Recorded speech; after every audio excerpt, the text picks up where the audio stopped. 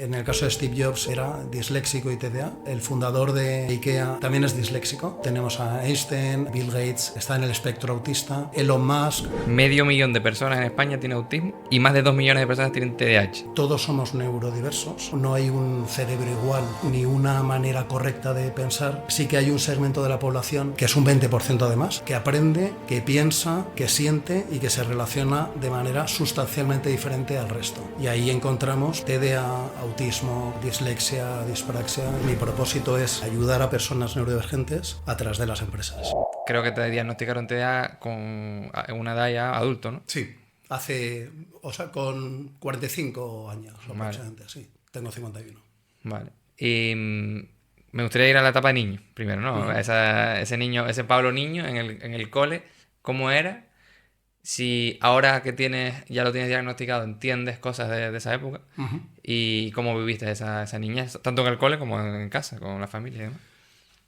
Bueno, yo creo que he pasado las fases típicas de un adulto con TDA, de cuando lo descubre. La primera sorpresa, ¿no? Oye, pero ¿qué es esto de TDA, ¿no? Oye, que es increíble. Es como si hicieran una descripción perfecta de mí, ¿no? De mi persona. Luego curiosidad, porque una de las cosas que desarrollamos los TDA cuando algo nos interesa es súper curiosidad, hiperfoco.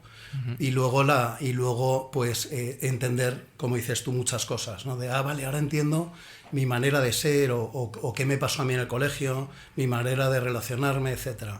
Entonces, cómo era yo en el colegio, ¿no? Que es donde más se nota, pues efectivamente tenía ciertos problemas me sentía diferente. Esta es un poco la sensación generalizada, ¿no? Y además vas hablando con otras personas TDA y vamos coincidiendo todos, ¿no?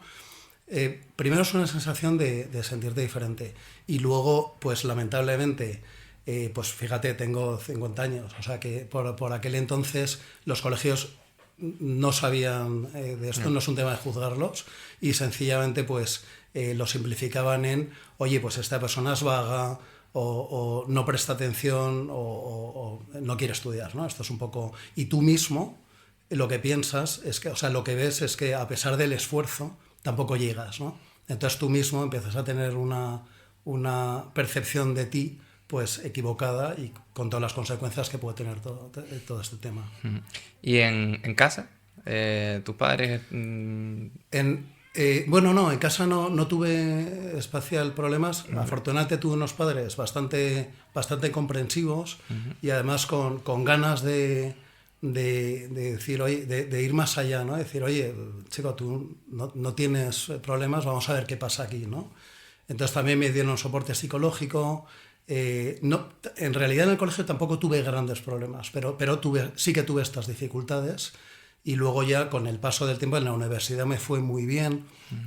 Sí que es verdad que los TDAs se mueven también por motivación, ¿no? Porque una de las características es que hay deficiencias en la dopamina, ¿no? Que es un poco el neurotransmisor que gestiona la motivación.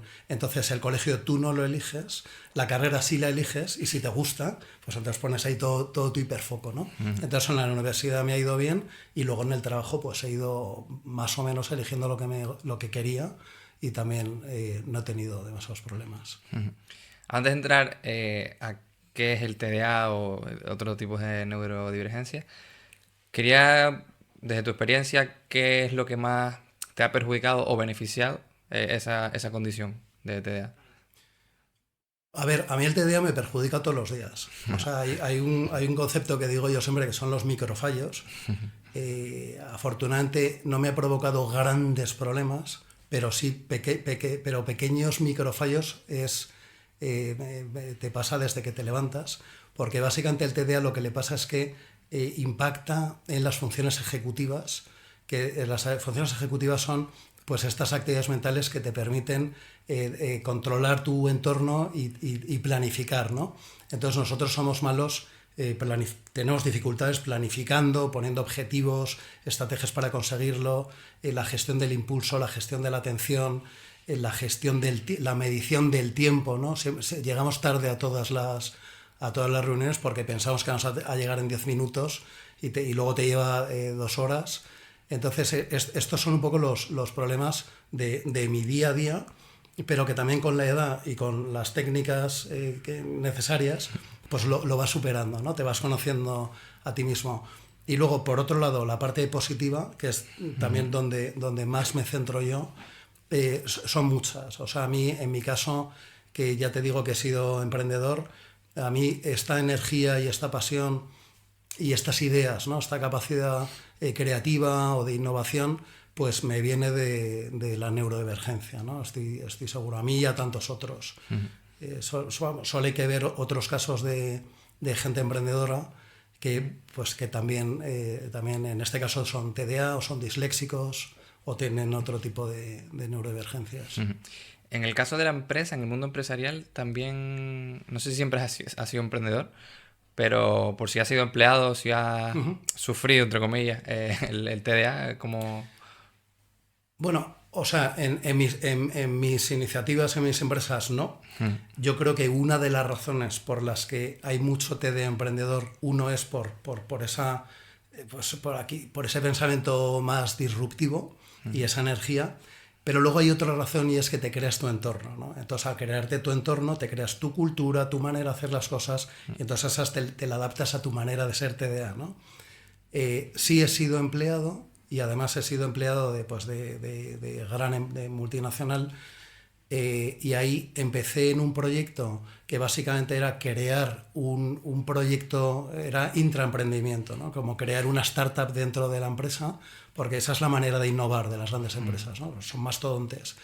Y ahí me fue muy bien, pero luego es verdad que pasé a una posición donde era más, un poquito más político, más jerárquico, y ahí no me fue bien. Ahí pues tuve menos interés, ¿no? Y la verdad es que acabé dejando la empresa para volver al emprendimiento. ¿Te sientes mucho más cómodo emprendiendo que en un empleo más mecanizado y tal? O sea, en realidad emprender es la manera más fácil de buscarte problemas en la vida. O sea, no se lo recomiendo a nadie. Pero sí que es verdad que el hecho de tener una idea y poder ponerla en práctica, aun equivocándote, y de crear, ya te digo, tu entorno y tu cultura y tu manera de hacer las cosas con tu gente y con tu equipo, pues es impagable. Es impagable, sí. Para meternos ya en cuestión, me gustaría preguntarte qué son las personas neurodivergentes, porque habrá mucha gente que no sepa, ¿no? Si quieres empezamos eso, definiendo qué es neurodivergente y luego empezamos a qué tipos hay y demás. Muy bien. Antes de neurodivergentes te explico neurodiversidad, porque Vale. es un paraguas. La neurodiversidad es un concepto que acuña una socióloga que se llama Judy Singer en los 90 y que hace un paralelismo con la biodiversidad. Entonces, si bien la biodiversidad habla de las diferentes especies y de la necesidad de esas diferencias, de esas diferentes especies y del papel que tiene cada uno en un ecosistema, la neurodiversidad lo que hace es que reconoce y celebra las diferencias cognitivas, ¿no? Y neuronales. Entonces se aleja un poco del modelo médico de hoy esas diferencias cognitivas son un problema que hay que arreglar o son enfermedades que hay que curar, y todo lo contrario, lo que dice es que esto lo que crea riqueza, ¿no? Entonces dentro de ese principio de neurodiversidad en el que todos somos neurodiversos, porque no hay un cerebro igual y ni una manera correcta de pensar, todos somos neurodiversos, sí que hay un segmento de la población que es un 20% además, es una cifra relevante, que aprende, que piensa, que siente y que se relaciona de manera sustancialmente diferente al resto. Y ahí encontramos pues TDA, autismo, dislexia, dispraxia y muchas otras condiciones. Vale.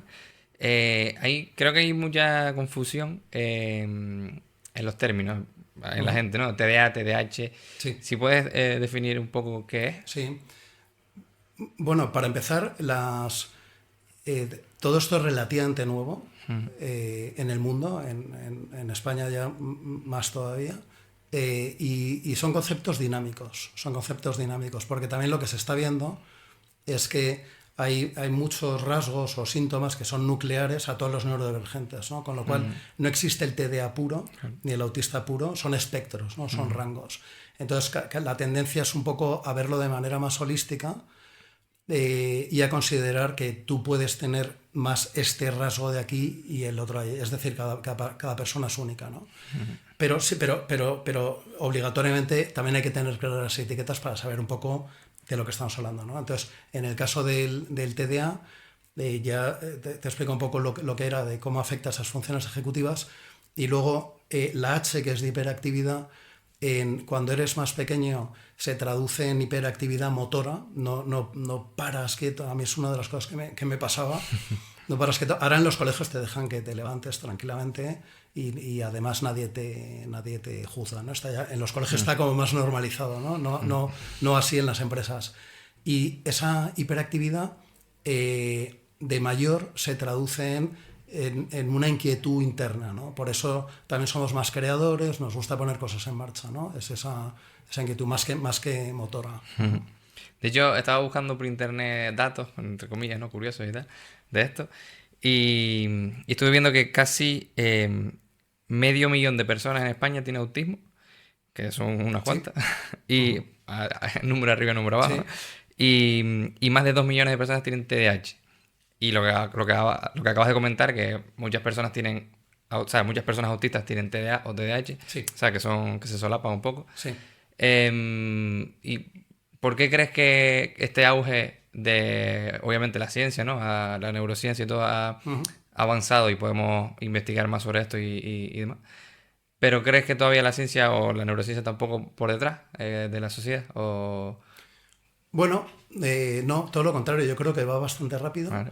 Lo único que, claro, antes no se diagnosticaba por desconocimiento, ¿no? Y entonces se atribuía a otras cosas, ¿no? A este niño es vago, ¿no? Y entonces no se sabía la razón, ¿no? Y ahora pues ya va aflorando un poco las razones, ¿no? Pero yo creo que cada vez, y es un poco en lo que estamos todos, ¿no? Cada vez se normaliza más y cada vez, no es que cada vez haya más TDA, sino que cada vez se diagnostican más, ¿no? Y efectivamente, en términos de prevalencia, el autismo está en 1,5 o 2% de la población. En el caso del TDA es aproximadamente entre un 5 y un 6%. Y luego, por ejemplo, en dislexia hay un 10%, ¿no? Ya te digo que en total, porque son muchas condiciones y luego hay mucho solapamiento, pero se calcula entre un 15 y un 20% de la población. Quería preguntarte también sobre, ya lo comentamos un poco, pero bueno, prejuicios, etiquetas que ponemos rápido a la gente. ¿Qué prejuicios, qué mitos hay en una persona, por ejemplo, TDA? Para no mencionar a todos. TDA, por ejemplo, que la gente se suele equivocar. ¿Cuáles son los principales así que tú ves? Pues mira, más allá de vago tal, hay una palabra que es muy habitual y es: este tío es un desastre, ¿no? Entonces, y ya no hace falta que te ponga más ejemplos, ¿no? Me quedo con ese, ¿no? Es un desastre. Pero fíjate, a lo que voy es, o sea, fíjate primero la persona que lo oye continuamente. O sea, tú imagínate en un colegio durante 14 años que te dicen que eres un desastre. Tú sales del colegio pensando que eres un desastre, ¿no? Eso por un lado. Y luego por otro lado pasa un tema muy habitual en los neurodivergentes, que es el enmascaramiento. Y es que para ti, o sea, tú lo que tratas es de ser normal, ¿no? Este 20% son neurodivergentes, los demás son neurotípicos. Entonces, para ti lo normal es lo que ves a tu alrededor, ¿no? Con lo cual, efectivamente, tú te ves a ti mismo como un desastre. Entonces, por eso cuando te diagnostican de TDA dices, coño, es que claro, aquí tengo estos desafíos, ahora entiendo por qué me falta la atención, que en realidad no es atención, es que estás a 1000 estímulos, ¿no? Entonces no prestas atención en un solo punto. Y entonces lo empiezas a entender y a ti mismo te juzgas de otra manera. Es decir, descubres que no eres un desastre, sino que, oye, aquí tienes dificultades y aquí tienes talentos, vamos a ver las dificultades, cómo las solucionamos, ¿no? Esta es un poco la historia.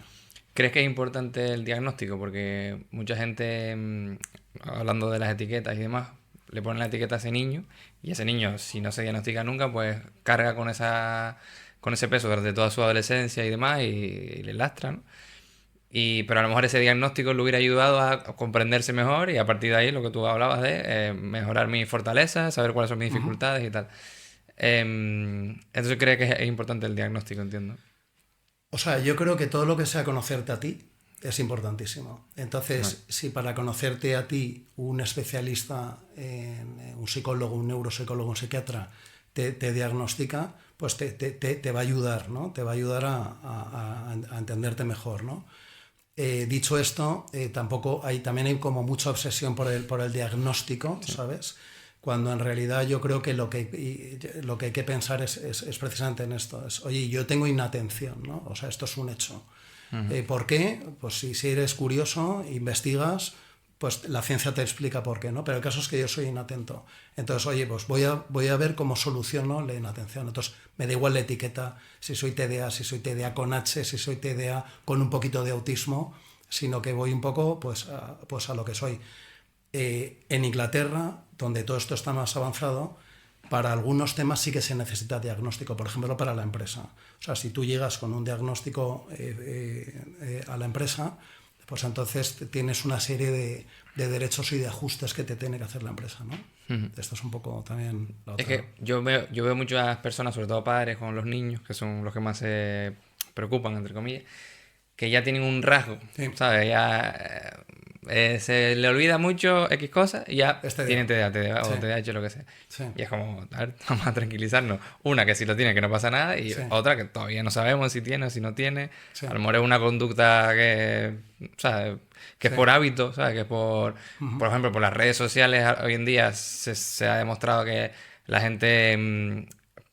obviamente, como es una guerra de la atención, las redes sociales, pues te despistas más en otras cosas. Entonces, hay que diferenciar cuando me despisto o soy inatento por mi consumo, mis hábitos de redes sociales, por ejemplo, de otros hábitos, o porque genéticamente tengo esta condición. O sea, hay que diferenciar muy bien eso. Totalmente. O sea, yo creo que también, efectivamente, pero no en neurodivergencias, etiquetamos con mucha rapidez, ¿no? Hay mucho prejuicio y muchas veces muy poca profundidad en los temas, ¿no? O sea, que tienes toda razón. Y eso también es peligroso porque eso le vacía de contenido, ¿no? Y banaliza muchas... También es muy habitual diciendo, hoy me he despertado TDA, ¿no? O yo también tengo un poco de TDA, ¿no? Entonces eso, bueno, pues más allá de la gracia, que se hace sin mala fe, ¿eh? Pero claro, realmente estamos hablando de un tema importante y lo que dices de las redes sociales, pues tienes toda la razón, o sea, es una fuente más de distracción. Lo que sí que hay que dejar claro es que el origen de todas estas neurodivergencias son desconocidos, o sea, se saben que es genético, que naces y mueres con ello y es hereditario, pero no el origen, ¿no? Y lo que está claro es que el origen no es el azúcar o los videojuegos o las redes sociales. Si bien sí que las redes sociales es un distractor más. Entonces, si eres TDA y encima tienes distractores, pues te distraes más, pero no es la causa. El otro día vi un vídeo de una persona que hacía como la diferencia entre TDA sin TDA, ¿no? Y se veía como el mismo vídeo, pero él, por ejemplo, leyendo, ¿no? Sí. Y se veía leyendo sin TDA como perfecto, ahí leyendo, ¿no? Y con TDA como todo el rato despistándose, ¿no? Y era como exageran, ¿sabes? Esa condición, ¿sabes? Y pues obviamente la gente que no entiende, pues lo ve y dice, pues este es un TDA que se está despistando cada 2x3 y bueno, efectivamente, hay esos mitos que muchas veces están basados en realidad. Fíjate, un TDA, más que dificultades no solo dificultades con la lectura, porque claro, es prestar la atención durante mucho tiempo en un punto, ¿no? Es que además te lees 4 libros a la vez, ¿no? Claro. Porque te vas a los extremos, ¿no? por la curiosidad que tienes, ¿no? Y también por otra característica que es empezar las cosas y no terminarlas, ¿no? O sea, estás ávido, eres curioso, estás ávido de empezar cosas y luego no todas terminas, ¿no? Es un poco, eso es muy habitual también. Te quería preguntar por neurodivergentes en la historia, que creo que de hecho, es un temazo y es lo que más llama la atención al público de a pie, ¿no? Sí. Si puedes poner algunos ejemplos y también cómo influía esa condición en ellos, en su trabajo, en su... Casi todos son emprendedores, creo, pero bueno, cómo les influenciaba en su vida.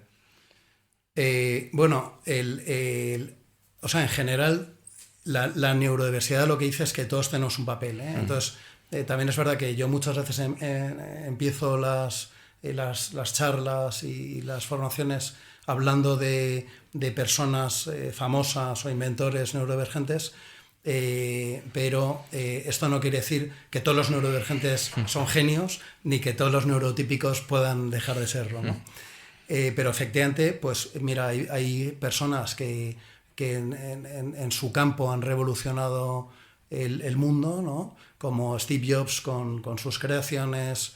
En el caso de Steve Jobs era disléxico y TDA.